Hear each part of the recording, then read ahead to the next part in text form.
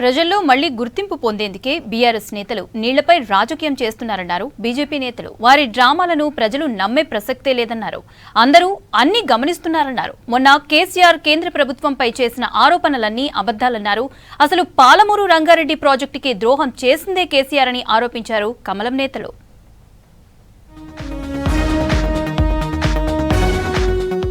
ప్రజల్లో మరోసారి water sentiment రెచ్చగొట్టి లబ్ధి పొందేందుకు బీఆర్ఎస్ ప్రయత్నిస్తోందన్నారు బీజేపీ రాష్ట్ర అధ్యక్షుడు రామచంద్రరావు. కేసీఆర్ గంటన్నర స్పీచ్లో కేంద్ర ప్రభుత్వంపై అబద్దాలు చెప్పారన్నారు.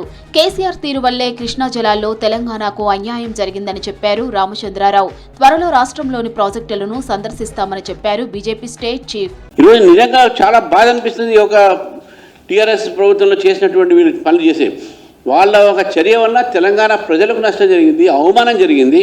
కేవలం వాటర్ మీద రాజకీయాలు చేస్తాను. ఆ రోజు కేసీఆర్ గారు తెలంగాణ మూమెంట్ని సెంటిమెంట్ కింద నీరును వాడారు.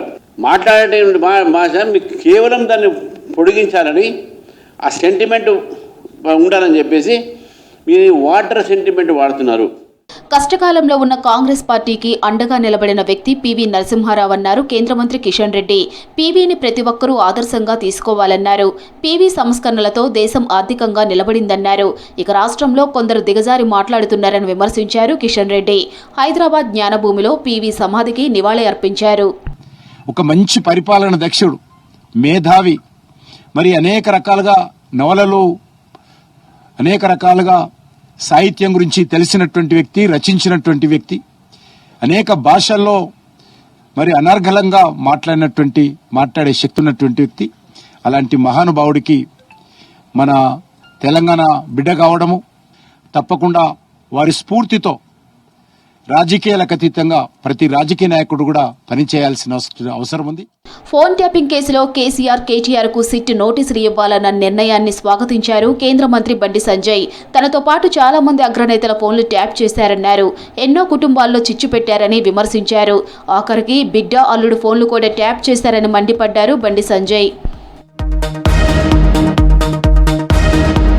పాలమూరు జిల్లాకు ద్రోహం చేసిందే కేసీఆర్ అన్నారు బీజేపీ ఎంపీ డీకే అరుణ. రైతులకు కేసీఆర్ ఏం చేశారో చెప్పాలని డిమాండ్ చేశారు. జిల్లాలోని పెండింగ్ ప్రాజెక్టులను కేసీఆర్ ఎందుకు పూర్తి చేయలేదని ప్రశ్నించారు డీకే అరుణ.